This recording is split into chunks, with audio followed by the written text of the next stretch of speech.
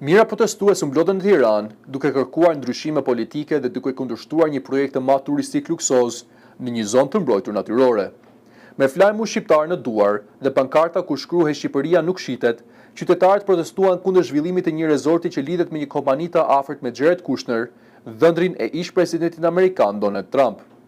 Projekti parashikohet të ndërtohet në një zonë ligatinore të mbrojtur, ku ndodhet edhe një habitat i rëndësishëm për flamingot.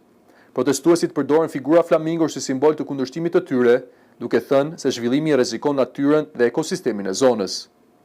Jemi këtu për të mbrojtur vendin ton dhe për të ndërtuar të ardhmen këtu, thanë disa prej pjesëmarrësve, duke theksuar se Shqipëria ka pasuri natyrore nga lumenjt dhe malet deri te Bregdeti.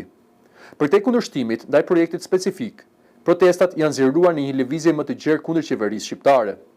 Organizatorët dhe pjesëmarrësit akuzojnë qeverinë për korrupsion dhe kërkojnë një ndryshim politik. Ata theksojnë se nuk janë kundër investimeve të huaja, por kundërshtojnë atë që i konsiderojnë mungesë transparence dhe dëmtim të zonave të mbrojtura. Pamjet me dron treguan në rrugët e kryeqytetit të mbushura me mijëra qytetar, ndërsa protestat vijojnë prej javësh dhe kanë marrë një dimension kombëtar. Debati për zhvillimin turistik, mbrojtjen e mjedisit, ndërtikimin e investimeve të mëdha të huaja, mbetet një nga çështjet më të diskutuara në Shqipëri.